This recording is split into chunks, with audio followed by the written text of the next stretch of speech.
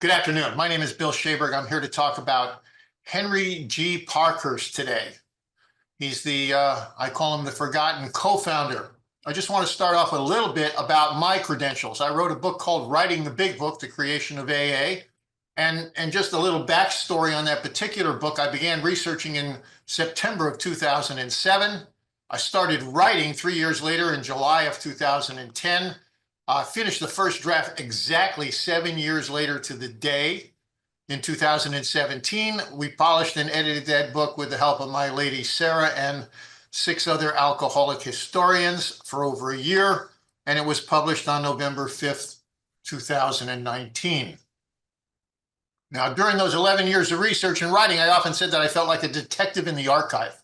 I was in GSO New York and Stepping Stones and the Akron Archive and the Rockefeller Archive and Brown University and all kinds of other people who had valuable information that I was looking for in relation to the early periods of Alcoholics Anonymous.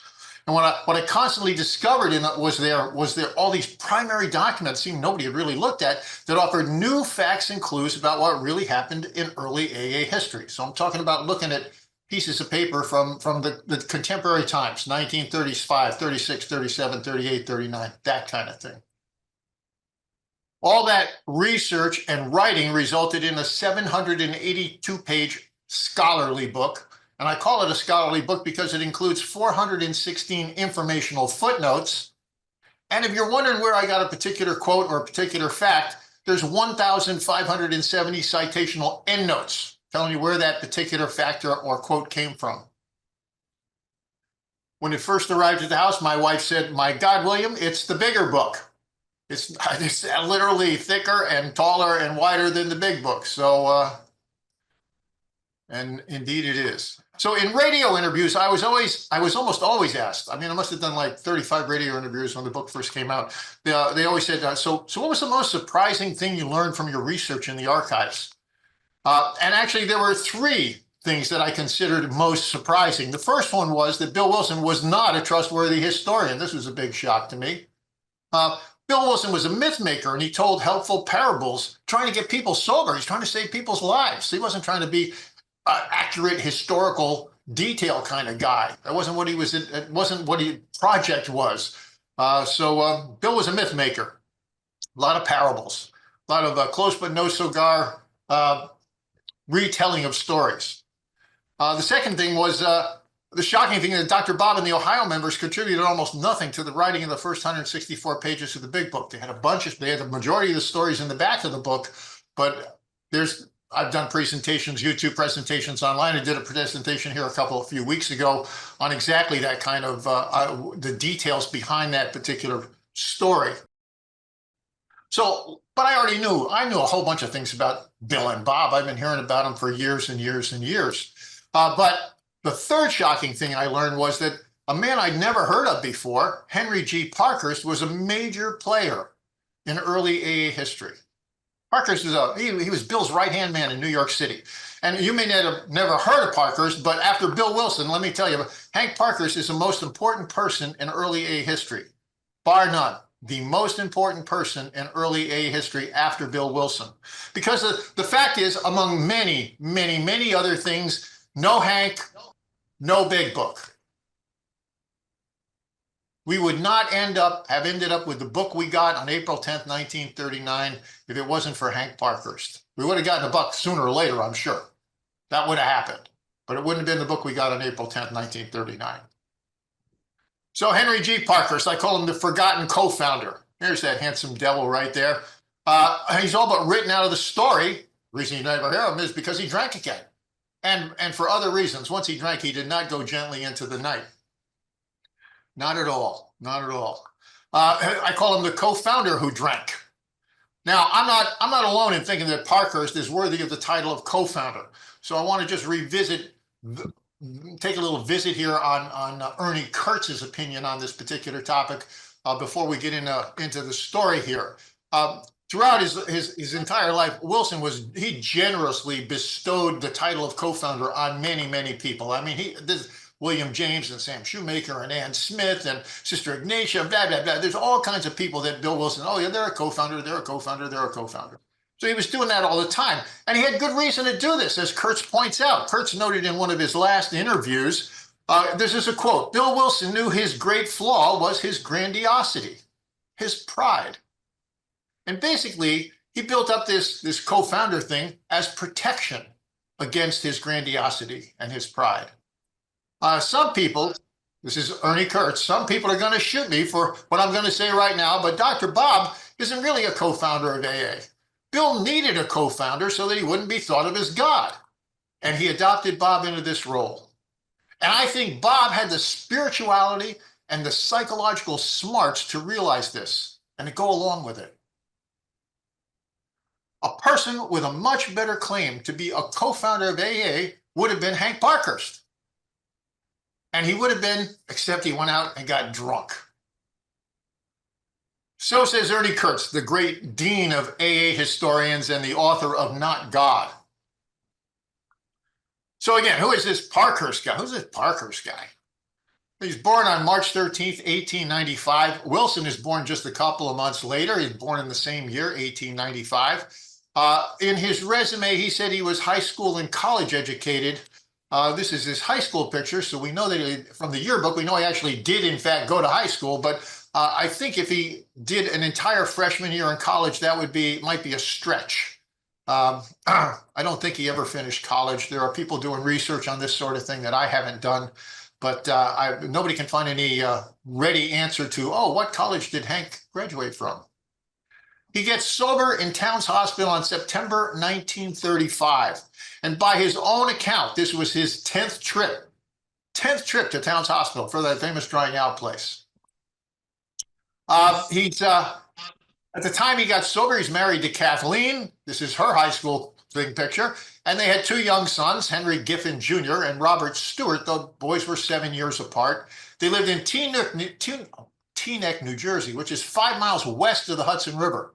And in June of 1937, they moved to Montclair, New Jersey, where they lived most of the early years of AA, which is 15 miles west of the Hudson River. Now, just for, if you need a geographic orientation, those people are over in Jersey, west of the Hudson River, and Bill Wilson lives in Brooklyn. He's 3 miles east of New York City, of Manhattan. He's on the other side of the East River. So the newly sober Hank had a long and checkered business career, mostly with the Standard Oil Company. John D. Rockefeller's company, John D. Rockefeller Jr.'s company at this point in the story. Wilson called him a super promoter, and he said he was the greatest high-pressure salesman I had ever known. He said Hank was a terrific power driver and a hard-hitting salesman. Everybody talks about Wilson being like a type A guy. If Wilson was a type A guy, Hank Parkhurst was a triple A guy. That's how he always came off the bench. Jimmy Burwell, the New York atheist, the early sober member of Alcoholics Anonymous who was a non-believer, called him and who actually worked with Hank Parkhurst, called him a high-pressure dynamo and a guy who's having an idea every minute. So we're going to see many of these instances of Hank's pushiness and his promotion ideas throughout this presentation. Hank's resume. Now, there's a resume. The business plan for one of Hank's businesses, Honor Dealers, is in the Stepping Stones archive. And one of the things there is the resume that he put together as he was trying to raise money for this business. So here, but you got to remember, most alcoholics have a tendency to be less than truthful when creating their first sober resume. You know, they got these blank spots that need to be covered and taken care of. So anyhow, but this is what Hank says in his resume. He says he started working for Burroughs Adding Machine, and within 3 months, he was among the top 10%, 1,100 salespeople. He opened his own sales consulting business, which was very successful. And then he joins Standard Oil of Indiana. Now, there's a whole bunch of different, Standard Oil got broken up in 1912, and there's all kinds of different Standard Oil companies. But he's working for Indiana, and he runs a service station at first, and then he becomes a salesman, and then he's the city manager, and then he's division sales manager, and then he's the assistant general manager. And he says he built 485 bulk plants in that new territory, and he employed and trained a sales force of more than 1,000 men. Big job. Hank leaves Standard Oil, forms his old company, then he sells that company at a profit back to Standard Oil, and then he starts working for Standard Oil of New Jersey as the sales manager for Mexico. In 1 year, he claims a loss of $985,000 into a $400,000 profit. He then becomes the assistant wholesale manager of Standard Oil of New York, and he claims he's responsible for 6,600 salesmen and 28,000 dealers. Again, an even bigger job. Now, he's said to be earning, this is in the middle of the Depression here, folks. He's said to be earning $20,000 a year in 1935. Silas Bent quotes that 20,000. Bill Wilson said he was making $40,000. Now, this is one of those other instances of where we get some conflicting information here, but it really doesn't make any difference. 1935, if he was only making $10,000, it was a lot of money to be making in those days. A lot of money to be making. This guy was doing really, really, really well. He was a big deal. September 1935, ends up in Towns Hospital again, one more time, his 10th trip. And he writes a story that appears in the first edition of the big book called The Unbeliever, and it recounts his experience in Towns Hospital. He's talking about Bill Wilson here. So Bill Wilson, he's trying, idealistic as hell.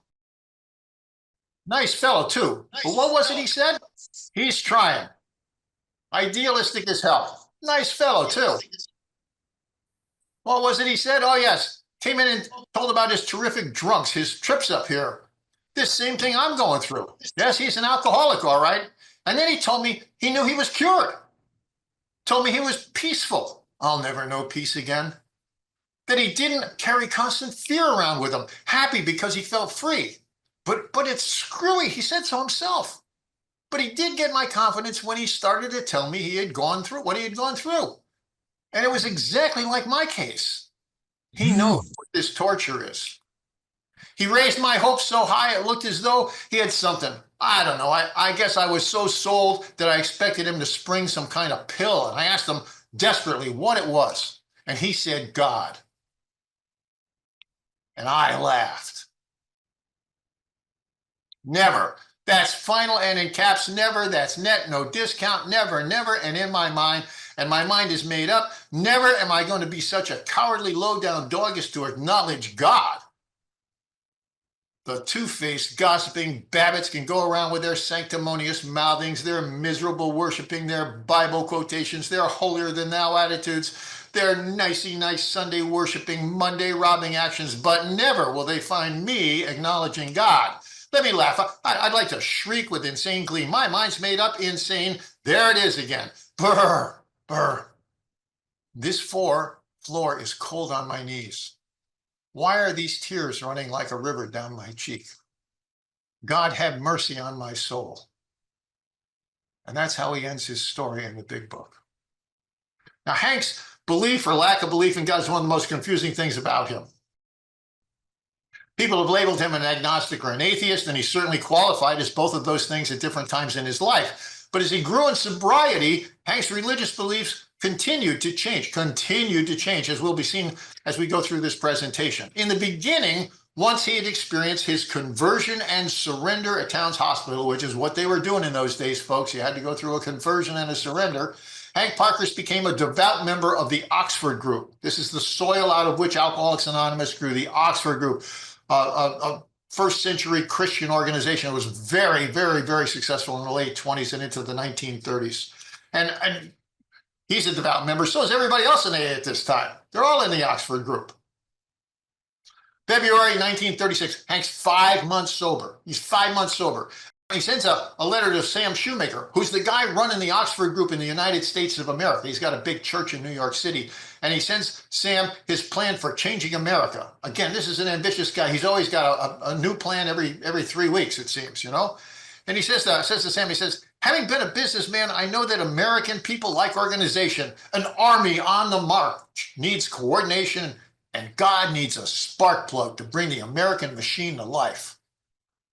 Hank follows this up with a fairly detailed 13-point plan and concludes by telling Shoemaker, if there's any idea here that might be the basis for a helpful conversation, I am at your command.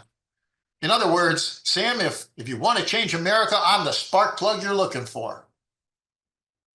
Sam Shoemaker lets him down rather gently in his reply to this particular thing. He doesn't take he claims that Most of the 13 points have already been covered. But even 2 months before, Hank made this generous offer to Sam Shoemaker in November of 1935, when he's just 2 months sober. He forms a company called Schaberg Incorporated. It's going to be 300,000 shares of stock. This is the kind of thing Parkhurst has always got grandiose ideas about how this thing is going to work. And Hank's going to be the president, and Bill Wilson's going to be the treasurer. And Bill Wilson gets 150 shares of stock in this company, November 1935. And this is what the stock certificate looks like. There's William G. Wilson. That's Hank Parkhurst's handwriting, by the way, 150 shares, 29th of November, 1935. Now, no one knows exactly what the business of Schaberg Incorporated was going to be. We got almost no details on it in the records that have been preserved. But given that Hank, along with Bill, was so deeply involved with the Oxford Group, its purposes almost certainly sharing had something to do with the work that the group was doing. Note that this was 3 months before he makes that big offer to Sam Shoemaker that we just talked about. Lois Wilson, by the way, claims in Lois Remembers that in the fall of 1936, he, Hank, and Bill formed a small company, Schaberg Incorporated, to raise money to launch Honor Dealers, the business that Hank Parkhurst put together later. But both the date and the purpose that Lois talks about here is surely wrong. Schaberg Incorporated was formed in late 1935, as you can see on that stock certificate we just looked at, not in 1936. And that was 1 full year before the founding of Honor Dealers. It wasn't a company set up to raise money to launch Honor Dealers. The New York group remained deeply embedded in the local Oxford group for 3.5 years, but they broke with them in the spring of 1937. There's no evidence that Parkhurst played a significant part in the break, but it's likely he had a loud voice in making that decision. November 1936, Hank is now 14 months sober. He founds Honor Dealers. It's a company, the company's actually called HGP Incorporated, but underneath the HGP Incorporated, the first company, the first subsidiary of that is Honor Dealers. And Hank owns 51% of that. Bill organizes the financing. He's a Wall Street guy. And a guy named Meshi and a guy named Jones and a guy named Curry and Bill Wilson, they own the remaining 49% of that deal. And Hank takes office space in Newark, New Jersey, 12 miles west of the Hudson River. Hank could be really abrasive at times, really abrasive at times. And this letter to Bill Wilson is one of those places where he's just being real snarky. So the company's just been formed November 21st, 1936. And he says to Bill, look, Bill, hey, it's my job to head this. A backer, you guys putting up the money, either has confidence in that ability to a certain amount of money or he does not. The backer will have no voice in Honor Dealers. I am not sharing the profits of this business on the basis of advice. I am sharing them on the basis of financial backing. So Bill, you and those 3 friends of yours that put up the money, don't come telling me how to run this business. You got nothing to do with it. It's my deal. So what was Honor Dealers? As Hank envisioned it, Honor Dealers was a cooperative buying group for gasoline, automotive, oil, tires, and automotive parts, bringing together an ever-expanding network of independent service stations. Those are the guys that are going to be signing up with Honor Dealers. They're going to be an Honor Dealer, and they're going to be able to buy these gas and oil and tire and auto parts from Honor Dealers at a discount. And that effectively bypasses the corporations that so tightly control the industry's supply lines, which Hank knows all about, most especially because he'd been working for Standard Oil, who was the big controller in those days. So this is like a stick in the eye in one point and one perspective. I'm going to poke a stick in the eye of Standard Oil and bypass them completely. December 36, 1 month after the founding of Honor Dealers, Wilson is offered a job as a professional therapist at Towns Hospital, which he desperately wanted to take. And Hank Parkhurst objects. He says, don't you realize that we can never become professional? We can never become. And Bill Wilson does not take the job. I don't know what would have happened with Alcoholics Anonymous if Bill Wilson had taken his job at Towns Hospital in December of 1936. So thank you very much, Hank. January 1937, Honor Dealers is 2 months old. He hires Ruth Hawk to be his secretary. There's that lovely lady. And Ruth's going to play a very prominent role in the writing and typing of the Big Book manuscript. She's 25 years old and she's soon to be divorced, leaving her a single mother with a 5-year-old son. romantic complications with Hank Parkhurst will begin late in 1938. April 37, the New York group severs all relations with the Oxford group. I mentioned that before, producing a crisis in terms of vision and organization. Who are we? Oh, good Lord, where are we going now? How are we going to get there? We've been riding on the coattails of the Oxford group, and now all of a sudden we're the Lone Ranger out there. What are we doing here? Now, I have no proof that Hank formulated and lobbied for Bill's big plan, but it certainly seems to me it's got his fingerprints all over it. Mid-October 1937, big date in AA history. Wilson, Fitz Mayo, Bill Rudell, and Sterling Parker from New York drive out to Akron for a summit meeting, and this is the famous Counting Noses meeting where Bill proposes his big plan. Here's his big plan. We're not doing that Oxford group thing anymore, so now what are we doing? We need a chain of hospitals all across the company, alcoholic recovery hospitals. That's what we need. We need a bunch of paid missionaries to start meetings in cities and bring people into these hospitals, and we need to write a book. Need to write a book. Most of the Akron members were opposed to this corruption of their movement. Nevertheless, when those three proposals were put to a vote, they passed by the barest of majority. And that was with the help of those New Yorkers Bill had brought with him to Akron. Bill gets sent back to New York to raise the money for these projects. Now, Monday, December 13, 1937, he's back in New York, and they have 8 sober drunks sit down to dinner with 4 Rockefeller men. These are 4 people who are very close to John D. Rockefeller Jr. They meet in the boardroom next to John D. Rockefeller Jr.'s private office. I just got to wonder what must have been going through Hank Parkhurst's mind. I mean, this is the company that had fired him, and now he was sitting in the boardroom outside of the John D. Rockefeller Jr.'s office. Good Lord. Rockefeller at this point is the richest man in the world. His father had died the year before. He and his father had been lavish contributors to the cause of temperance for decades. But prohibition, which they were very huge supporters of in the beginning, had failed miserably. But here's this small group of New York and Akron guys claiming they'd discovered a cure for alcoholism, and they called it a cure in those days. That's what they were doing. We got a cure, baby. December 31st, 1937, the Wilson host a large New Year's Eve party. 27 guests, according to the list that Lois made out at the time at their home in Brooklyn. Big party. And but Hank and Bill are certainly, they got every reason to celebrate. I mean, they've just made successful contact with the richest man in the world, a guy who's been given money to sobriety causes his entire life. February 1938, after already having an inkling that Rockefeller soon to announce a negative decision, not going to give him a lot of money, Hank proposes monthly dues for AA. I mean, we got to get some money someplace. If Rockefeller's not going to cough it up, we need some money. According to a later letter written by Frank Amos late in 1938, he says, last February, Parkhurst put the proposition to monthly contributions to a large number of the New York alcoholics who accepted the plan in principle. Several of the wives, however, raised a kick, and the plan was abandoned for the time being. Upon being consulted, Dr. Smith advised emphatically that such a plan attempted at present with the Akron crowd would be demoralizing. We're not even bringing it up here for a vote. That's just, I'm not stepping on that can of worms. March 17th, 1938, St. Patrick's Day, Rockefeller gives Dr. Bob $5,000, just $5,000. Wilson always said it always went to AA, but this money was targeted and earmarked for Dr. Bob to keep him afloat out in Akron, Ohio. He needed the money badly to do that.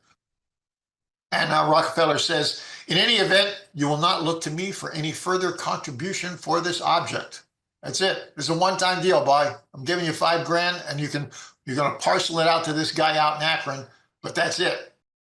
So now what are they going to do to get the money? Hank loves the idea of a book, and he becomes its biggest advocate. He claims that the profits from the book will finance the group going forward and generate some much-needed money, the much-needed cash for the founders. And he immediately creates a rough business plan, another business plan for the project, and he sends it to Bill, quote, just to make sure that we are thinking alike. And here's Hank's plan. They're going to set up an alcoholic fund, not the Alcoholic Foundation yet, a fund.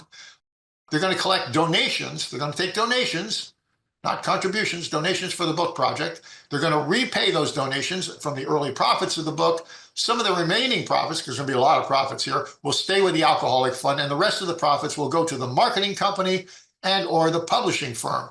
That's code for Bill Wilson and Hank Parkhurst. They do set up the Alcoholic Fund, which 3 months later morphs into the Alcoholic Foundation. And this over the years evolves into our current General Service Office with a professional staff answering to the Board of Trustees and ultimately to the General Service Conference. So Hank's plan comes to fruition slowly, evolving into our present structure for Alcoholics Anonymous. So, given his plan for the first and only time in 1938, Wilson returns to Akron on April 20th and proposes that they start writing a book. This does not go well. It does not go. The Akron people are still upset and opposed to the whole bloody project, but most especially to the big book. And they're saying, look, Bill, they have good reasons for this. They really do. They say, Bill, if you publish a book, we're going to get all these people coming into Akron. We're going to have all these people coming into New York City looking to be saved, looking to be cured. And how are we going to deal with that? We can't deal with that. Publishing a book is a stupid idea. Bill leaves Akron this time without calling for a vote, as he had the previous October. Of course, he only had one New York guy with him, Bert Taylor, rather than the 4 guys he had with him the last time he went out there who were back pocket votes for him.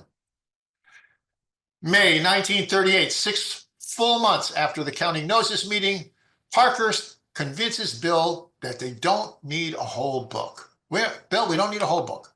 But if you would just write 2 chapters of this proposed book we've been talking about, we can use them to get appointments with rich donors in New York. We're having a hard time getting past these doorkeepers to get to these guys with all the money. But this is the kind of thing, if we send this in as a promotional package and we got 2 chapters, good chance we're going to get those appointments. So back in New York on May 18th, 1938, 1 month after his visit to Akron, where they pretty much vetoed the idea of a book, Charles Towns, owner of the Charles Towns Hospital, donates $500 to the Alcoholic Fund as, quote, an advance on the book. That's what it says on the stub of the check that Towns wrote. And Bill Wilson starts writing the book on May 20th, 1938. The 2 chapters he's going to write are There Is a Solution and Bill's Story. Note that is chapter number 1 is There Is a Solution and chapter number 2 is Bill's Story. So the order is reversed from the way they appear in the book today. And he begins to write, the easiest chapter to start with is his own story of recovery. So he writes Bill's story first. But as soon as Bill began to write the more challenging chapter, There Is a Solution, I mean, the difference between what was going on in Akron and New York was vast, and the difference between a whole bunch of the guys in the New York thing were doing it was very, very different. So how are you going to describe the solution to keep all these parties happy? But when Wilson starts writing this challenging chapter, Hank's not happy with what he's writing. He thought Bill's solution was far too religious. Hank was advocating for a book based on moral psychology. This is an incredibly important argument, and it will go on between Bill and Hank from June of 1938 right up until April of 1939. This religion versus psychology thing. Nothing had more impact on the final text of the big book than this particular argument. But exactly what is this moral psychology Parkhurst is advocating? Moral psychology, it's Dr. Silkworth's solution to the alcoholic's problem. So here's an article that Silkworth wrote in 1937, The Reclamation of the Alcoholic.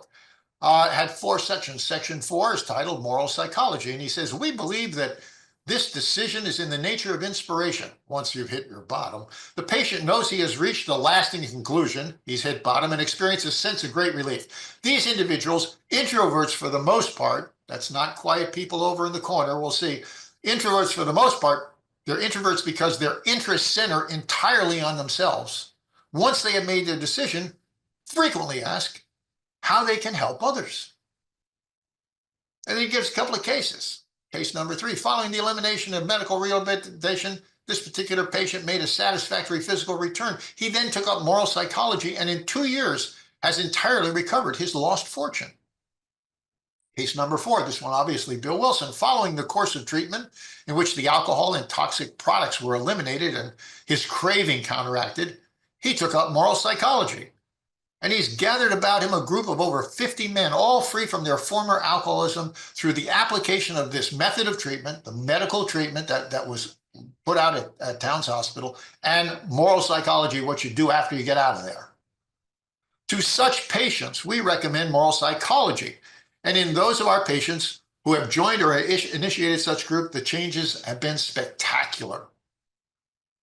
So exactly what does Dr. Silkworth say about moral psychology? He mentions it twice in the doctor's opinion, right? So he says, we doctors have realized for a long time that some form of moral psychology was of urgent importance to alcoholics, but its application presented difficulties beyond our conception. While with our ultra-modern standards, our scientific approach to everything, we are perhaps not well equipped to apply the powers of good that lie outside our synthetic knowledge. So he's all in favor of moral psychology as part of the cure here, but he doesn't tell you what it is. He also says, in the doctor's opinion, his alcoholic problem, talking about one of his patients, was so complex and his depression so great that he felt his only hope would be through what we then called moral psychology, and we doubted if even that would have any effect. But it did, in fact. But there's no further explanation given in the big book other than that moral psychology is a critical element in the, quote, essential psychic change needed to get and stay sober. It was exactly this kind of solution, a psychological solution, that Hank was suggesting Bill should be emphasizing when writing There Is a Solution. After all, he says to Bill, after all, that's Dr. Silkworth's solution, isn't it? That's how we both got here, going through Towns Hospital with Dr. Silkworth. What's the problem here? So then the argument begins. Wilson's writing the first chapter. He's writing There Is a Solution at this point. And Hank's jotting down his ideas about what that chapter should and shouldn't say. And we have 11 handwritten pages of these things called Hank's ideas. The writing there is all Hank Parkhurst writing. The bottom it says Hank's idea. That's Bill Wilson's handwriting. So he's got a suggestion. Chapter 1, there is a solution chapter. You want to do a history of the work here. Possibly this could be carried on the first 2 pages of the book. This history should establish proof of success of the work and carry hope that everyone that reads that much. Now, Wilson did not follow this suggestion, but if you look at A Vision for You, for instance, it pretty much fits this model of what Parkhurst thought should be chapter 1. Wilson puts it at the bottom chapter. He says the opening of the book should arouse the emotion of hope. A Vision for You, the job there is to arouse the emotion of hope. And then this is the most important thing, I think, in the entire 11 pages. He titles this Observation. He says, one of the easiest and most talked of things about us is a religious experience. I believe that this is incomprehensible to most people. Simple and meaningful words to us, but meaningless to most of the people we're trying to get this over to.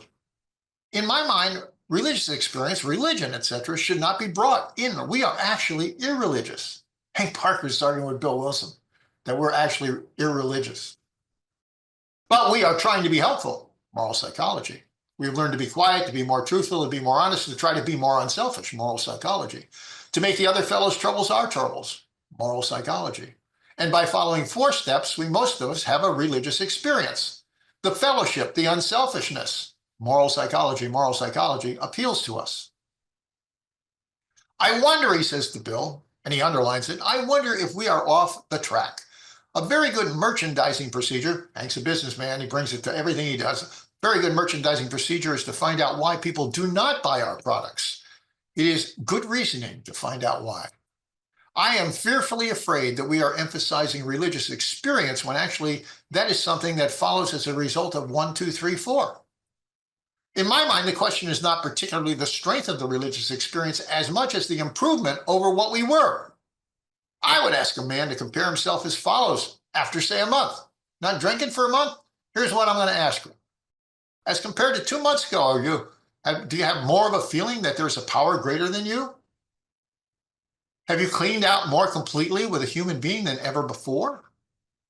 Have you less bad things behind you than ever before?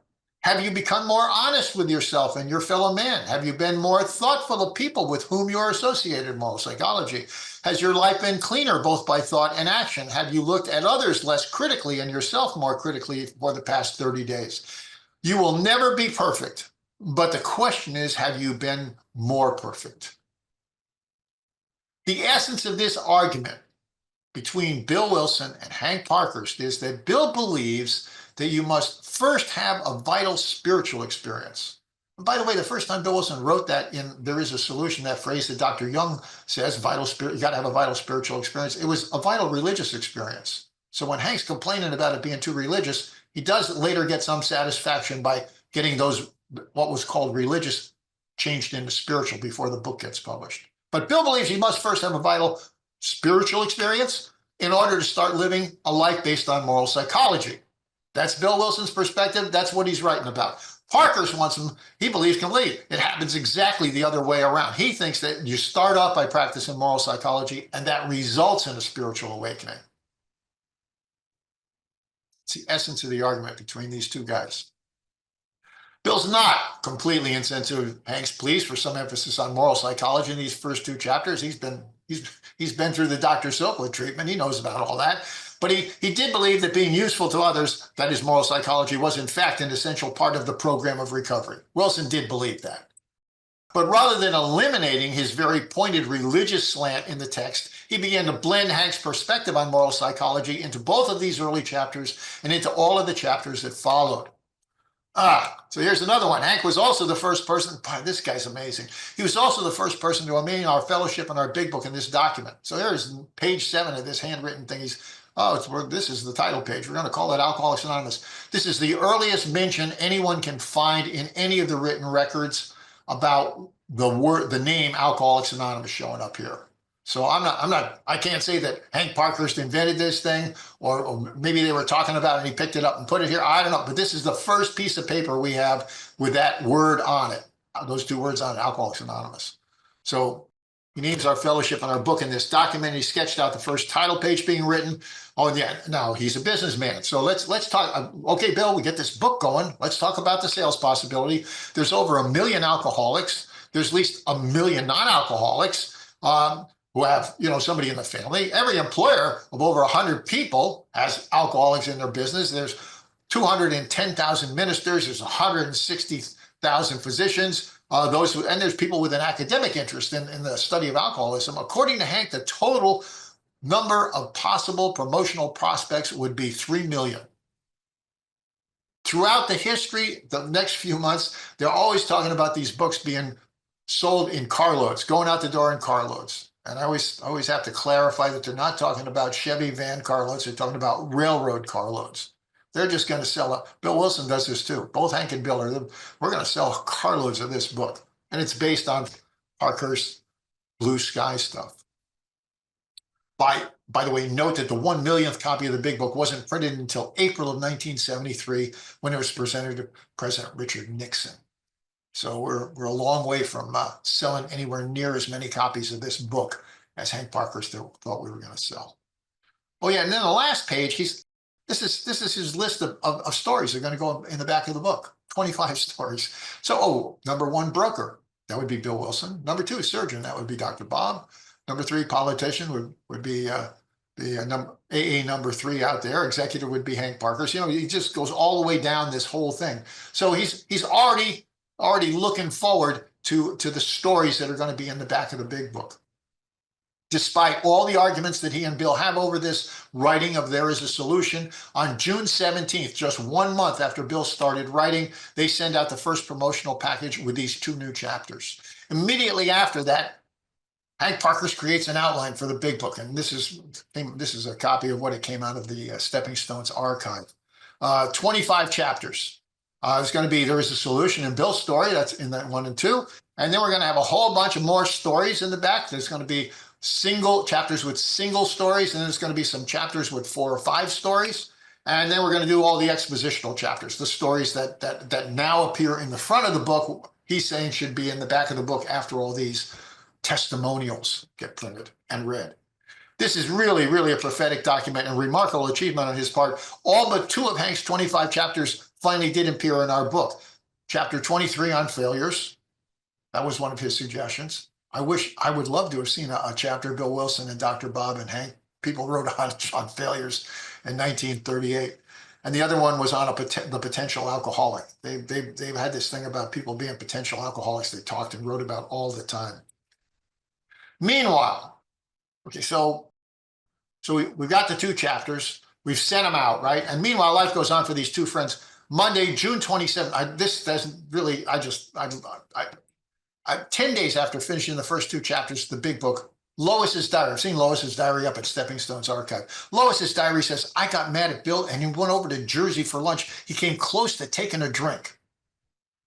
Bill Wilson damn near drank in the middle of June 1938. And then her later, she put together another compilation of important historical dates. And she notes more clearly in that instance, she said, I got mad at Bill. They had a fight.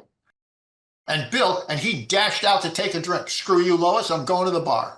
But he went to Hank Parkhurst instead. Thank you, Hank Parkhurst, for keeping Bill Wilson sober that day. Don't know where we would be without that particular thing. I would love to be a fly on the wall. I mean, Parkhurst gets divorced a year after this, you know? I mean, I would love to know what kind of marriage advice he gave him and what kind of sobriety advice he gave him. Whatever it is, it worked. Bill Wilson didn't take a drink on June 27, 1938. Thank you, Hank. July 1st, 38, Honor Dealer is rapidly failing, forcing Hank to move the Hill Street office, where they were, around the corner to William Street. And this smaller William Street office is where Bill's going to dictate the remaining chapters of the big book to Ruth Hawk, starting in mid-September. July 1938, Wilson's off soliciting testimonials. He's traveling all over the East Coast. Johns Hopkins Hospital is where he ends up getting two tremendous testimonials. And he's out mailing out promotional packages and doing follow-up calls with rich New Yorkers. And no matter what, they get nothing. They don't raise a single cent, not a single cent. August 5th, 1938, they create the Alcoholic Foundation.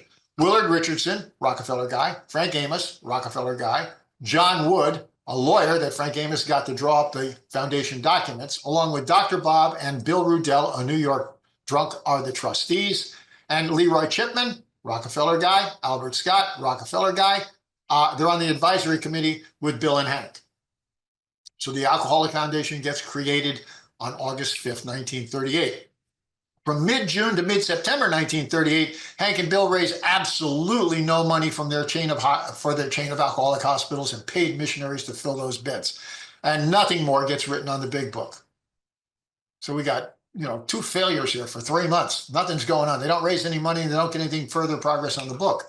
Bob's getting a small monthly check from the Rockefeller contribution, but Hank, Bill, and Fitz are dead broke. They're really getting desperate at this point. And they're open to any scheme that might put food on the table and pay for the mortgage. Hank Parkhurst has a new plan. There's a Sunday newspaper magazine supplement called This Week. It goes in newspapers all across the country. There's circulation of 5 million copies. They get printed in New York, sent out, and they get put in all these big Sunday newspapers. And Hank thinks he can get an article about their new cure for alcoholism placed in that magazine. So in early September 1938, one of their members has an in, and he's going to write an article about their cure and get it placed in This Week magazine. And in that article, Parkhurst wants him to mention that you can get several chapters of the book. The book's not written, but we got a book coming, but we can give you several chapters of the book for just $1. Get a little money off of this deal. That's good. He says that $1 is really reasonable. It's just the price of a cheap pint of whiskey. But Bill, we only have 2 chapters. People are going to expect more like 5 chapters for their $1. I can't just send them 2 chapters for $1. And so, with Hank Parkhurst prompting, Bill Wilson starts writing again on September 15th, 1938. And he continues writing until the first draft is finished 3.5 months later at the end of December. September 26, 1938, Bill writes a long impassioned letter to the trustees of the Alcoholic Foundation. I mean, they're just dead broke and they're deep into debt. And it's a 7-page type letter. I mean, there's all kinds of information about him and Fitz and Hank Parkhurst and what they've been doing. And he says, look, you guys got to do something. You got to do something. We're dying here. We are dying here. And in relation to Parkhurst, he says, Hank Parkhurst's situation is this. 2 years ago, I raised some money, which set him up on a business in Newark, New Jersey. The business resulting supports only its 4 salesmen, 2 of these being ex-alcoholics. It does not support Hank or me, nor does it carry our office and secretary since the slump of last year. Hence, Hank has no income and is running into debt at an alarming rate. He has at least $2,000 in the hole right now. Business sense dictates we close the Newark office, several months ago, or that Hank make a salary connection with an oil company in that area, this company to carry his office expenses as part of the agency. I talked him out of that, feeling that his services and perhaps these very office facilities were going to be badly needed in the alcoholic work, which would obviously expand so much on the publication of the book. Without someone like him, Hank Parkhurst, I would be left to gather the material, to write the book, and to look after the publicity and distribution of the volume pretty much alone.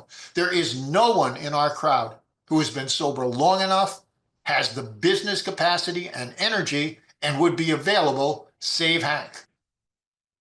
Frank Amos reads the letter and he goes to Albert Scott. He's the guy closest to John D. Rockefeller Jr. And the hope here is that Amos takes this letter to Scott and says that, you want to make another appeal to John D. Rockefeller Jr.? Let's get some cash out of him, more than the $5,000. But instead, Scott insists that if money's so desperately needed, then the members must start paying regular dues. And this is when Frank Amos writes Albert Scott back and says, we tried that in February. Hank tried to do that in February. It didn't work. So we can't do that.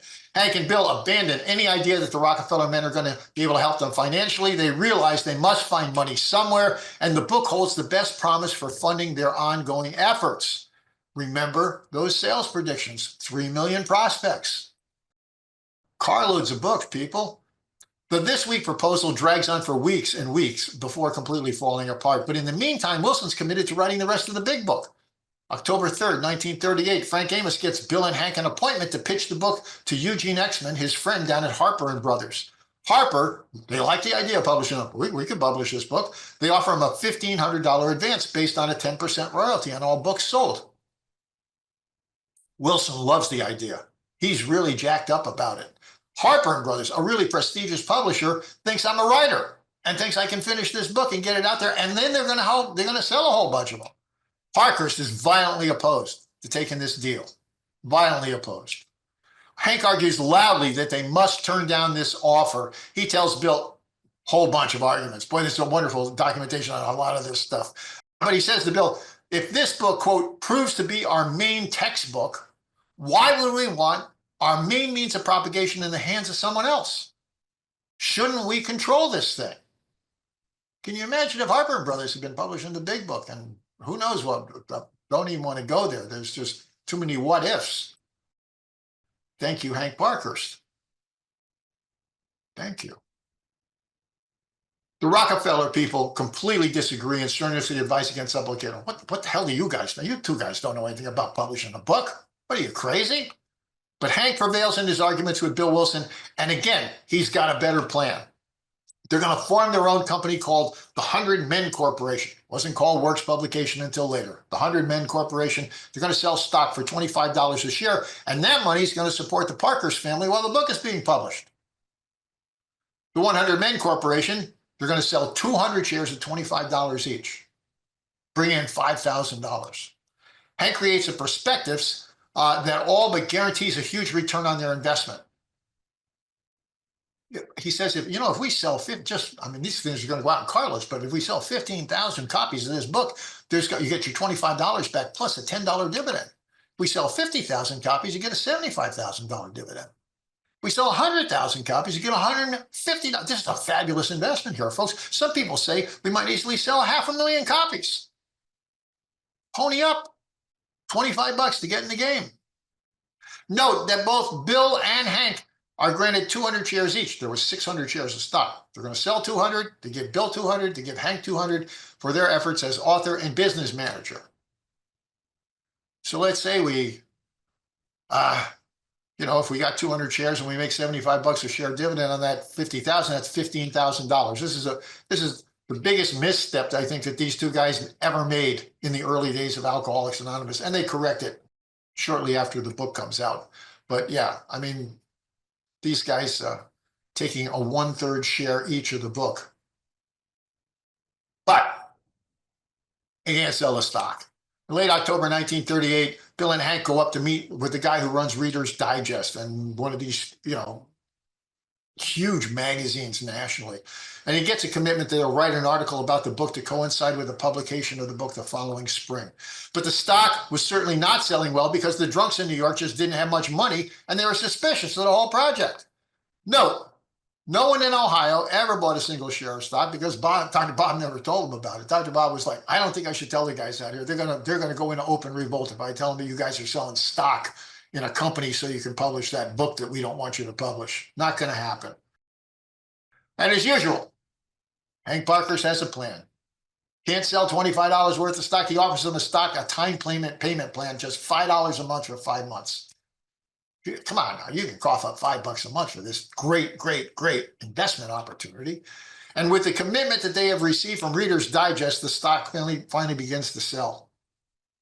November 1938, Hank and Ruth, they go to a writing school at New York University. And now they've always felt like they should critique Bill's writing, no doubt about it. Both of them were doing that. Bill later commented that I didn't go for Hank's advice very much. I didn't go for Hank's advice very much. Around the same time, while desperately trying to sell stock in the 100 Men Corporation, Hank Parkhurst writes to the employers. Hank Parkhurst wrote that chapter, folks. By the way, I can find no evidence that Bill ever sent that chapter out to Akron at this time. He sent a whole bunch of chapters out there, but I don't know anything about this chapter. November 4th, 1938, as managing editor, Hank Parkhurst is the managing editor of this book project. He hires Janet Blair to be one of the book's 2 text editors. He's already secured Tom Usel's services to be the other editor, so he's got 2 editors he's hired. Usel's going to take the macro view of the text. He's going to do the big overview kind of thing. And Janet Blair is going to work the paragraphs, sentences, chapters themselves. November to December 1938, Hank writes the Q&A chapter. This is his proposed chapter for the big book. He does it to employers and he does a Q&A chapter. The day they handed me this folder with this in GSO archive, I was flabbergasted. I'd never heard of this thing. 15 typed pages. This is an amazing snapshot of AA in New York City from one man's perspective, from Hank Parkhurst's perspective. There's 94 questions and answer. 30 of them are very, very personal. 20 are answered from Hank's perspective. 16 questions on slip, 6 or so on religion and God, 15 questions on the fellowship, and 5 attempts to define the alcoholic, something that Wilson and they were looking for a soundbite definition of the alcoholic all throughout the 30s. They never came up with one. So here's just a couple of questions out of these. How long since you had a drink? 3.5 years. This is Parkhurst answering the questions. Don't you ever desire a drink? Of course, seldom a day passes when I do not wish I could drink. Now, this doesn't sound like a great question to be asking if you're trying to sell this program to somebody who's active. But do all alcoholics who have used this method wish they could drink? No. The desire to drink seems to be taken away instantaneously in some cases. Others lose it after a period of months. Dr. Bob talks about losing it after, 2.5 years, I think, in his story. What is there about liquor or the use of it you still desire? I miss the glow of well-being which comes from 2 or 3 drinks, the instant removal of tiredness or worries. How then do you account for not drinking when you admit you miss those things? I believe some power outside of me has straightened my thinking in regard to the inevitable results of one drink. Have you ever slipped? Yes. Ever nearly slipped? Yes, several times. How did you escape? I love this. This is AA New York, 1938, 37-38, folks. The first time I phoned an alcoholic and told him I was afraid I was going to take a drink, he asked him if I would wait until he got to the house. Another time I called and he suggested reading the Bible and praying. The third time I told one of the bunch I was going to drink and he simply said, so what? Go ahead and have a couple for me. Another time I got to work helping others. Sobriety in Action, New York, 1938. Isn't this nothing more or less than old-fashioned revivalism? I'm forced to say, so what? It works. It works. That's all we care about. We're pragmatists here, folks. How often do you pray? Many times a day. Parker says he prays many times a day. What is your prayer? Thy will be done, and mean it. Thy will be done. Now, that particular emphasis on not, I want you to get in line with my desires. I need to get in line with your desires. Thy will be done, and mean it is a really important perspective here that Hank Parkhurst is working with. What is your vision of, or what do you understand by God? Parker says, this is unexplainable. When I begin to worry about that, I generally realize I'm getting into a field where far greater minds than mine have argued and failed for years. I understand God to be a great indefinable, unexplainable power, which will help me if I keep in tune with it. If I keep in tune with it. So here's two books that came out, 1897 and 1928. One of them is called, in a very famous book by Trine, In Tune with the Infinite, In Tune with the Deity. Whereas the 1928 book by Thomas Masson is In Tune with the Finite. Completely different perspective. Masson was one of Parkhurst's favorite authors. He wrote a bunch of books on spirituality, and actually in June of 1939, Hank's sending one of those books out to Dr. Bob. Dr. Bob thanks him for sending him this Masson book. He doesn't tell us which one, but anyhow, again, there's this big difference between being in tune with the infinite and being in tune with the finite. This may be the single clearest statement of Hank Parkhurst understands God at this particular time, highlighting his differences with Bill Wilson. Wilson believes in a providential God. Providential God is one you can pray to and get help from. Providential God, Abrahamic God. Pray to the God and he's going to help you out here. Hank believes in a more remote God, a universal power, Bill once said, one that you have to get in tune with. So you're not doing prayers of how about seeing things my way, God? You're talking about, please help me get in line with the stuff you're handing me here.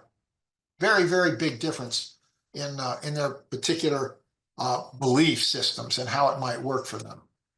Another question. I understand that most alcoholics get into sexual messes. Is that true? Knowing Hank's history at the time, he says, yes. Yes, that is true. What is your attitude about possible future sexual troubles? Now, Hank was a terrible writer. This is a great example.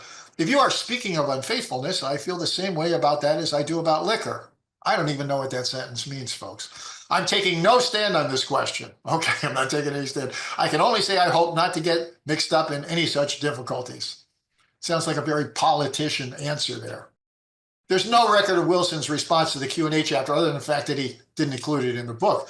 But Hank did circulate it in New York, the chapters for comments, and one of his prospects, I think that's what they called sponsees in those days, Horace Maher, wrote that he thought it was a fine idea, offering 11 edits and one additional question to be included in the Q&A chapter. November 3rd, 1938, Dr. Bob, Bill had written to Dr. Bob complaining that, this is a quote, I love this, I find it pretty hard to get people to voice their real opinions, as they are too much afraid of hurting the author's feelings. This is in New York City, you can't get anybody to pay attention to. So here's an eyewitness account. An eyewitness account from a December 1938 meeting in Brooklyn, where Bill Wilson is almost certainly reading from his drafts of either chapters 5 or 6, because he wrote the 12 steps in the first week of December. So he couldn't have written 5 and 6 until after he wrote the 12 steps. And this is a December meeting. Guy says, after the meatballs and spaghetti or whatever we had, they had a little food there. It was a potluck kind of thing.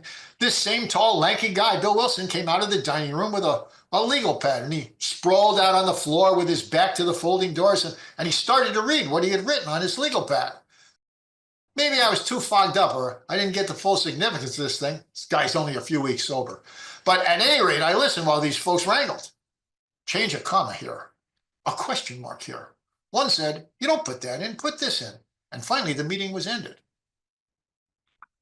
So much for the weighty, people talk, Wilson and Jimmy Burwell talk about, it's like blood on the floor arguments over every word, every sentence, every paragraph, every chapter. And it just didn't happen. This was, the New York people weren't given hardly any stuff, and the Akron people were barely shown the chapters. Half the people out there, it seems, didn't even get to see the chapters. But there were real arguments, and those real arguments took place in Newark, New Jersey office of honor dealers between Hank Parkhurst, who wanted a psychological book, and Fitz Mayo, who wanted an explicitly religious book. He wanted an explicitly Christian book. He thought we need to be getting Jesus into the book. Hank wins big time, which is not surprising. I mean, Hank Worker, he's this AAA kind of guy, and Fitz is kind of a little bit of a milquetoast guy. So I can just see Bill Wilson standing up against the wall in the office with his arms folded, letting them duke it out, knowing full well how that's going to end up. Wilson was reluctant to change most of the things he had written. I mean, he hated to change things he's already written. And if you're a writer, as I'm a writer, I just hate it when my wife takes out the red pencil and starts knocking stuff off. You got to change this. You got to change this. I hate that. But he did agree to adopt some of Hank Parkhurst's most important suggestions. Higher power, power greater than ourselves, God as we understand him, along with an overall movement from religious to spiritual. The word religious shows up a bunch of times in the earliest versions of There Is a Solution. And by the time we get to the multilith copy in February 1939, they've all morphed from religious to spiritual. I've actually done a whole presentation that's up on YouTube about that. The evolution of from religious to spiritual. I find that a fascinating, fascinating topic. Thank you, Hank Parkhurst. December 31st, 1938, New Year's Eve. The 1938 New Year's Eve party is held at Parkhurst House out in Montclair, New Jersey. It's possible even more joyous celebration than the year before because now the book is finished. The book is done by December 31st, 1938. By the way, I love this. There's no cheering at midnight. According to Kathleen Rudell, in one of her statements made years later, they didn't cheer at midnight. They all held hands and said the Lord's Prayer at midnight. How sweet is that as a little snapshot about what was going on in early AA? January 2nd, 1939, Tom Usel, the big guy editor, has the manuscript and he writes to Hank Parkhurst. He says, I'm reading additional chapters. You'd only seen the first two chapters. I'm reading additional chapters and surveying the job as a whole. I found myself deeply moved, at times full of amazement, almost incredulity. And during most of the reading, I was extremely sympathetic. My feeling at the moment is that you should certainly hold on to the production and distribution of this volume if you can, for she ought to go far, wide, and handsome and net those concerned a neat profit. Music to my boy Hank Parkhurst's ears. Early January 39, Hank's wife Kathleen throws him out of the house. Throws him out of the house. I always wonder if maybe he got caught with Ruth Hawk during that New Year's Eve party. I don't know. That's complete speculation on my part, but it fits what circumstances I know. But she throws him out of the house, and Hank moves in with Bill and Lois for the next 10 weeks. It's nice that Hank had a place to go, but that means there's no written communication because there's a whole bunch of communication go on between these two guys. They're always sending each other notes and letters. And all of a sudden, 10 weeks. 10 weeks that I would really like to know what's going on in both of those men's head. And they're sitting down to breakfast and dinner together, and that's what they're doing, So we don't have any written communication. So I never found anything in the archive from either of them during that particular period. January 18th, 39, the board of the Alcoholic Foundation meets for the first time in 4 months. Now they met 4 months before. They said, you guys got to help us out. And the Rockefeller people were useless. So they ignored them for the next 4 months. So now they got the book written, they got editors looking at it, and they have the first meeting of the Alcoholic Foundation in 4 months. And the board, all those Rockefeller naysayers, they approve what's been done, and they actually buy some shares of stock in the 100 Men Corporation.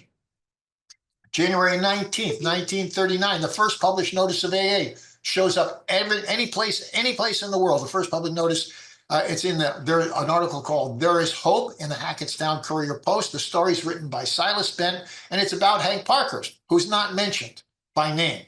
But it tells the story of Hank. This is where he says Hank made $20,000 on his previous job, and now they talk in this article about what it's like going to meetings and dealing with people in Alcoholics Anonymous at that point. It's a fascinating little slice of history again. January to February 1939, we don't know exactly who did what to the manuscript during the second half of 1938 before the big editors got involved. The first few weeks, Wilson was certainly making constant changes as Ruth Hawk typed up ever more current copies of the first two chapters. There was no Xerox machines in those days, folks. There was only carbon paper. You could do 5 or 6 copies at a time. And then they would give them to people, and then you need 5 or 10 more copies. And he's done all the same thing for the rest of the chapters, as they move from rough drafts to more polished text. So Wilson was always messing around with what it said. He was wordsmithing a whole bunch of times. There's 3 copies, for instance, of There Is a Solution, 2 in the Stepping Stones archive and 1 in New York. And there you can tell which one is the first, the second, and third. You can watch the changes in the text as it goes along. January 1939, Tom Usel, he edits the format of the book, and he moves Bill's story to the front. Bill's story was going to be the first story in the back of the book. He moves it to the front of the book. He does a lot of other things. And on February 4th, 1939, Janet Blair begins editing the manuscript, and she's communicating directly with Hank Parkhurst in a clutch of letters, and in one letter with Bill Wilson, making significant changes to the text. And we're talking the changes that happened from the first writing of There Is a Solution to There Is a Solution was originally 5,810 words, 5,800 words. But by the time it gets printed in the multilith copy in mid-February of 39, there's only 3,616 words. I mean, like 40% of it got whacked out. The New York member's been arguing for months over the best name for a book. Finally comes down to either The Way Out or Alcoholics Anonymous. February 11th, 1939, Hank sends Fitz to the Library of Congress, where he discovers they have 25 books called The Way Out and none all named Alcoholics Anonymous. So that was where we got with that. Bill always said he sent Fitz down there, but I've seen the telegrams with the GSO thing, and it's Hank doing all of that stuff. February 14th, 1939, the board of the Alcoholic Foundation meets again. This is their second meeting in 1939. And most notable in these minutes is that the Wonder Bin Corporation is now being changed to the Works Publishing Company. Which is going to publish the first 14 printings of the big book going forward. January and early February 39, Hank's editing the stories in the back of the book. He edits all the stories in the back of the book. And even before Janet Blair has completely finished all of her edits, Hank and Bill send the freshly typed manuscript out for the pre-publication multilith printing. February 20th, 1939, just 7 weeks before the book is actually published, the pre-publication multilith copy is printed and distributed. Now it goes to alcoholics, all the people especially who wrote stories for the book, doctors, psychiatrists, ministers, and priests for reviews, comments, and corrections. Hank Parkhurst he's the lightning rod. All the suggestions come down to him, and he writes them all in one particular copy of the multilith printing that's held in the Newark office. And you can find a facsimile of that copy with all of Hank Parkhurst's notes on the suggested and edits for that book in the book that started it all, published by Hazelton in 2010.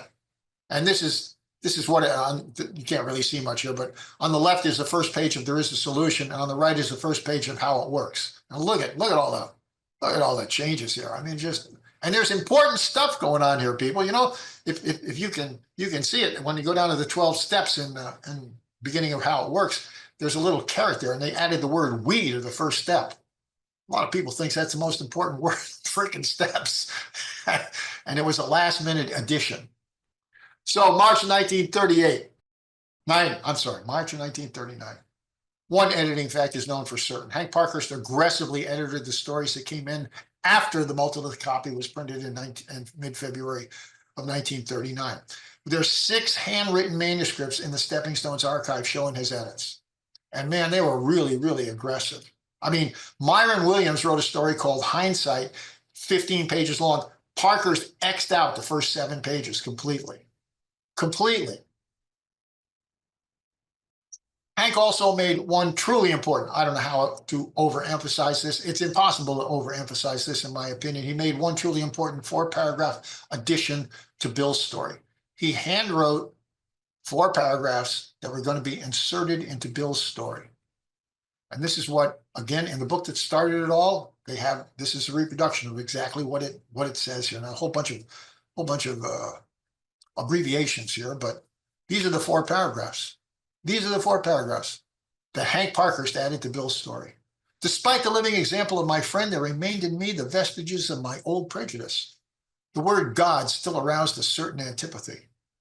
When the thought was expressed that there might be a God personal to me, this feeling was intensified. I didn't like the idea. I could go for such conceptions as creative intelligence, or universal mind, or spirit of nature, but I resisted the thought of a czar of the heavens, however loving his sway might be. I have since talked with scores of men who felt the same way. My friend suggested, that would be Ebby, what then seemed a novel idea. He said, why don't you choose your own conception of God? That statement hit me hard. It melted the intellectual mountain in whose shadow I had lived and shivered many years. I stood in the sunlight at last. It was only a matter of being willing to believe in a power greater than myself. Nothing more was required of me to make my beginning. I saw that growth could start from that point. Upon a foundation of complete willingness, I might build what I saw in my friend. Would I have it? Of course I would. Now, personally, big controversy here. I don't believe Ebby ever said any of that stuff to Bill Wilson. Ebby was preaching Oxford group, four absolutes and things to him when he saw him in the hospital in December of 1934. Someone just recently suggested to me that Bill Wilson said those things to Hank Parkhurst when he was in the hospital. I think that's likely improbable.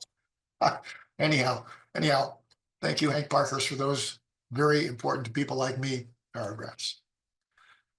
But the most important suggestions for changes to the multilith printing came from a New Jersey psychiatrist named Dr. Howard. He told them that they had to drop all the directive language. The whole multilith copy is, you got to do this and you have to do this and you should. It was all very, very directive. He said, look, you can't tell alcoholics anything.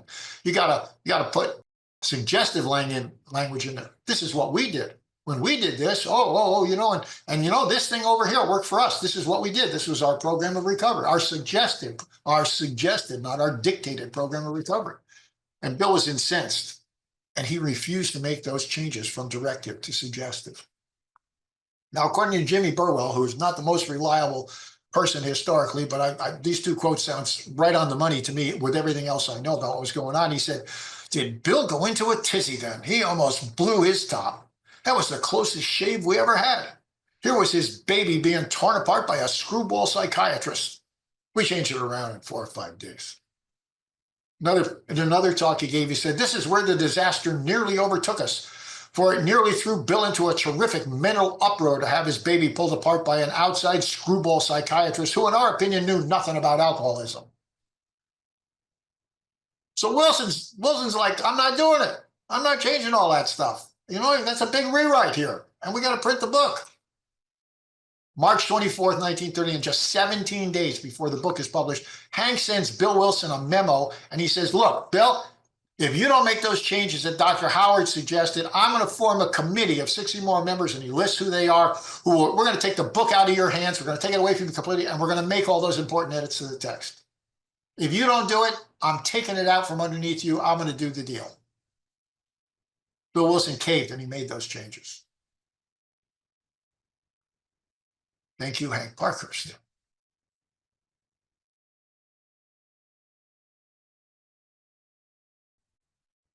Bill, Hank, and Ruth drive up to the printer in Cornwall, New York to deliver the manuscript. Dorothy Schneider, Clarence Schneider's wife from Cleveland, joins them there.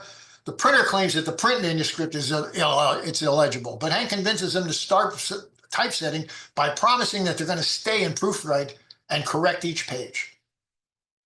Now, according to Dorothy Schneider, Bill Wilson did a whole bunch of interviews in 1954 in preparation for writing AA Comes of Age, his historical account. And he interviewed Dorothy Schneider, and she was on the ground. She was there that day. She was there at Cornwall Press that day. She said, I can still see you. We were reading different phrases to you, and you'd weigh those phrases. Did this really say what you meant? Would it really help somebody? Would it offend this group, that group, or the other groups? And after one of those discussions, Hank was sort of pounding at you. I love that. Hank was sort of pounding at you, that a certain phrase was perhaps too strongly put. I can still hear you say, well, I don't want the thing to be so insipid that they don't want to get the idea of what they have to do to get sober. March 31st, 1939. They finished the stuff, and by now, Bill wrote, by now our money supply was gone. The hotel bill was going to be twice. They hadn't planned on staying there. Not twice as much as the cash we had. So Ruth and Dorothy and me, this seemed pretty awkward, but Hank, stated confidently that God would provide. Henry had lately adopted the comforting theory that if God wanted something done, we only had to keep running up bills, which eventually he would pay. This was a heartening example of faith, but it did leave the practical question of who would be God's agent in the matter of the money. Hank wasn't wrong. Bill solved the problem. He drives Hank's car back to New York City, and he comes back with a $200 check from Charles Towns, and that's enough to cover their hotel bill and to leave them a little bit of cash in reserve for all of them. Back in New York, this is my favorite, I've just got to be my favorite story that comes out of all those interviews Wilson did in 1954. Back in New York, Dorothy Schneider later recalled to Bill Wilson, she said, do you remember a few days after we were up in Cornwall doing all that stuff? Do you remember a few days after Cornwall that I was walking down the street with you, New York City? I can still see you. You must have had a premonition of what this AA was really going to be, because You shuddered all of a sudden and you pulled up the collar of your coat and you said, "Good God, Dorothy, suppose this thing really does catch on." And if there are people that really want to get sober, Dorothy said that after this brief moment of uncertainty, they looked at each other and they both laughed. Love to have a video of that. April 10th, 1939, the big book is published. So, just to recap the importance of this man, Hank Parkhurst, at this point, whom many of you have probably never heard of before, and to reemphasize why I say no Hank, no big book, let's look at the evidence. He talked Bill out of taking the therapist job at Towns Hospital offered him. He convinced Bill to write the first 2 chapters of the book in May, June 38. He created an outline for the book. He kept Bill sober on that June day. He wanted to go drink so badly. His fundraising schemes forced Bill to start writing again on September 1938. He wrote to employers. He wrote the proposed Q&A chapter. He insisted they publish the book themselves and set up a company, Works Publishing, to do exactly that. He hired and supervised the work of the 2 editors of the book. He personally edited all the stories in the back of the book. He recorded most of the incoming suggestions for changes to the multilith copy and signed them off as HGP, that is Henry Giffen Parkhurst. He added 4 amazingly important new paragraphs to Bill's story. Why don't you choose your own conception of God? Paragraphs. He constantly argued about what should and shouldn't go into the book. He lobbied for a psychological book rather than a religious book. And once in a while, he won big time. Higher power, greater than you. God as we understand him. Plus all those changes from religious to spiritual that I said I've noted elsewhere in another presentation.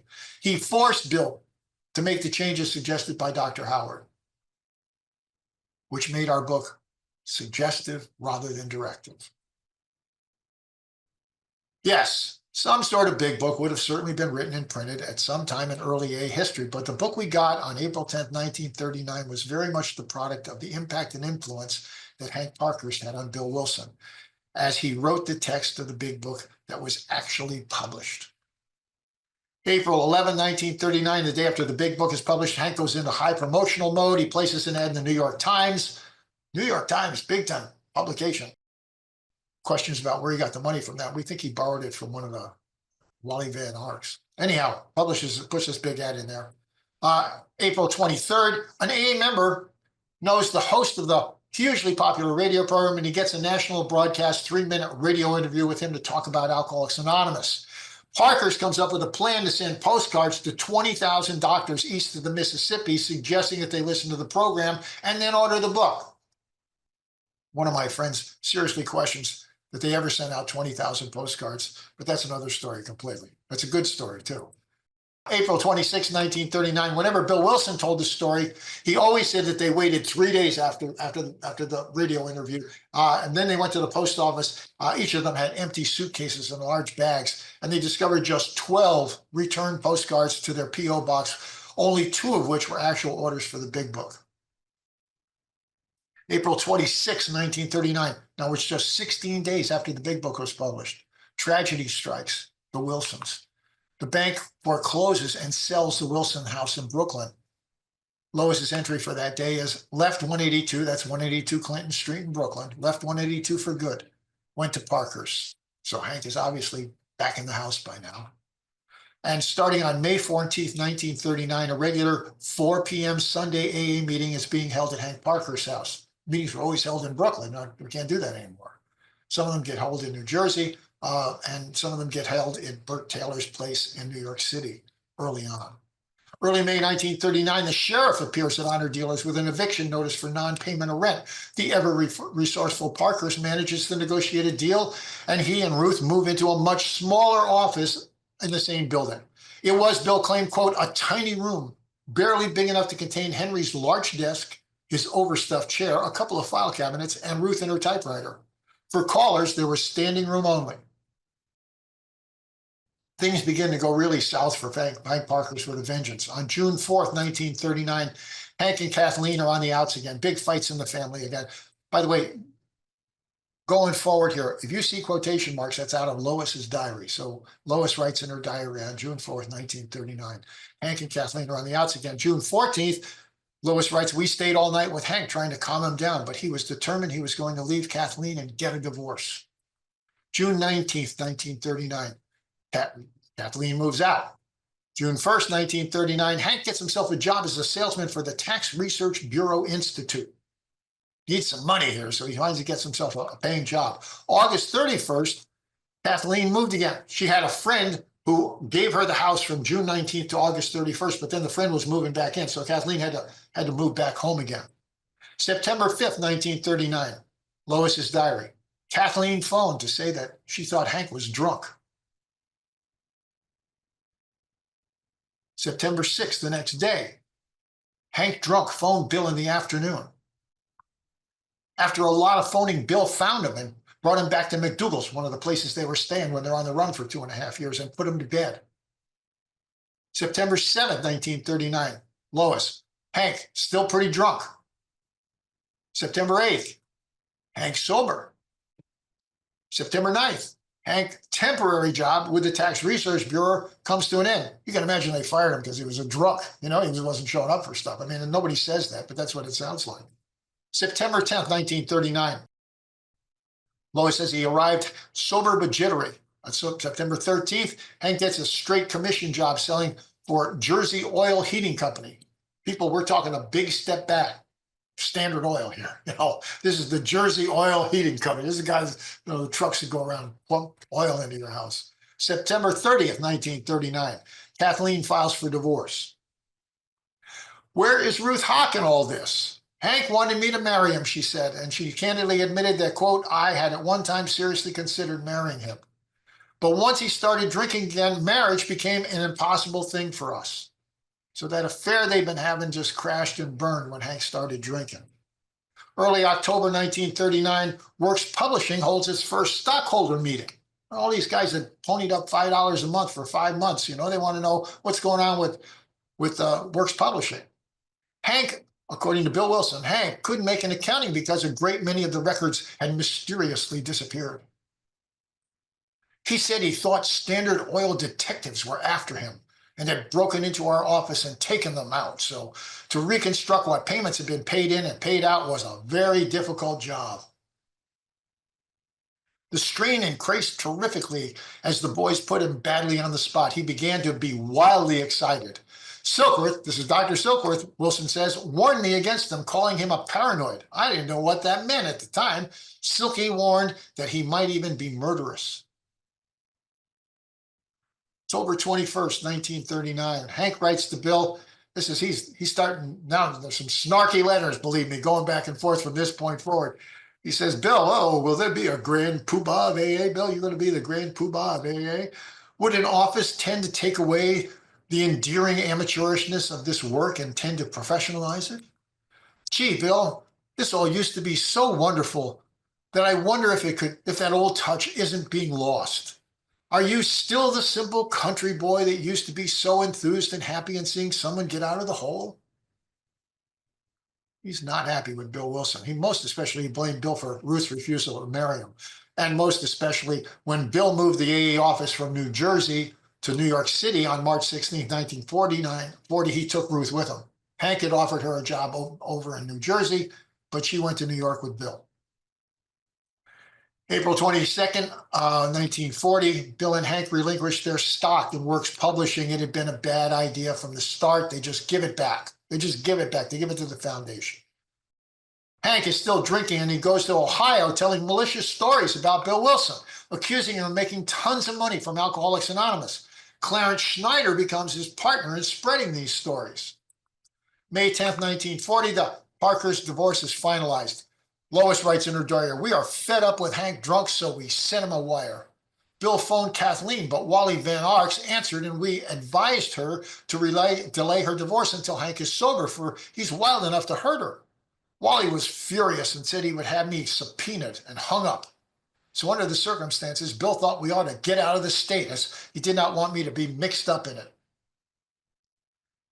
The day after the divorce is final, Hank Parkhurst, again, this is Lois's diary, Hank had been put in the hospital. May 12th, the Wilsons go to the hospital, but according to Lois, found he had left. He's not in the hospital, he left that drunk tank. So we went to his apartment, and wonder of wonders, Carolyn Wright from Cleveland was there nursing him. Hank had wired her to come. She was tremendously flustered and seemed all a twitter about Hank. Will wonders never cease? Lois wonders.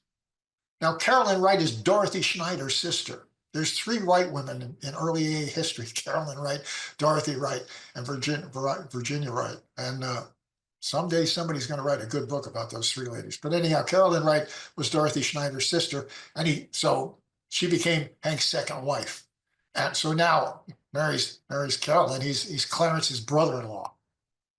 Mid-1940s, Hank partners with Clarence in Henry Giffen Fine Porcelains. Giffen is Parkhurst's middle name. And Hank makes them and Clarence sells them. And they fight frequently. Got some great letters. Great letters. My favorite one starts off, Hank writes to Clarence, he says, "Listen, Snyder," with an exclamation point. Hank remained bitter and resentful over AA, and especially Bill Wilson. He never would have anything to do with it. This is Clarence. This is the great recording that they did of Clarence later, and it was down in New York at the archive. Clarence says he never would have anything to do with AA. I remember a couple of years or so later, I was traveling, and we were up in New Haven, Connecticut one time, and we went to a meeting, and he went with us just for the fun of it, to see what was going on. He hadn't been in AA at all at this time. So we went up to this club on Orange Street in New Haven, and there's a picture of Bill up there hanging on the wall, and Hank got over and looked at it, and he acted real stupid, like a drunk just coming in. He didn't tell people who he was or anything. He just acted like he's some new guy coming in, and he says, "Who's that guy up there?" And some guy, breathless, he says, "That's Bill Wilson," like he was a god, you know? So Hank says to him, "What about him? Who is he?" So the guy starts explaining what a wonderful guy this Bill Wilson is. And Hank says, "Well, how does he come in here? Does he walk up those stairs to the second floor, or does he just float in through the window?" Hank is off and on sober, more especially, supposedly more off than on, for the rest of his life. He marries a total of 4 times. Kathleen, who he divorced, Carolyn Wright, who he divorced, a Houston heiress who died, reportedly was the love of his life. She died in 1950, leaving him an inheritance, which he later used to remarry Kathleen. And they buy a chicken farm in Pennington, New Jersey. January 18th, 1954, Henry Giffen Parkhurst dies. He's only 58 years old. Lois said it was from drinking. Others said it was from pills. Some thought it was from both. His obituary reportedly says he died after a long illness. We'll likely never know exactly what happened. Henry G. Parkhurst is the most forgotten man in AA history. Had he stayed sober, he would surely be hailed today as one of the movement's co-founders. Instead, his name and place in the official story have been all but eliminated. Hank's slip was catastrophic, and the price he paid, both personal and historically, was severe in the extreme. Hank Parkhurst was central, essential, and invaluable to the creation of both the early fellowship of AA and the book Alcoholics Anonymous, and as such, he can rightfully claim substantial credit for saving the lives of millions of drunks worldwide. Without him, it's possible there would never have been a worldwide movement for us to be talking about today.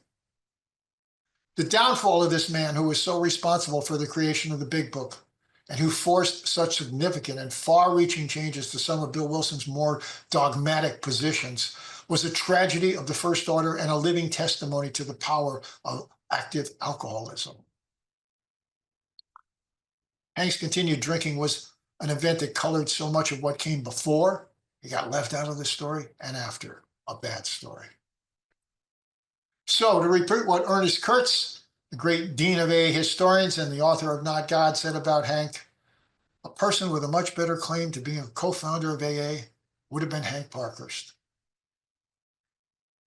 And he would have been, except he went out and got drunk.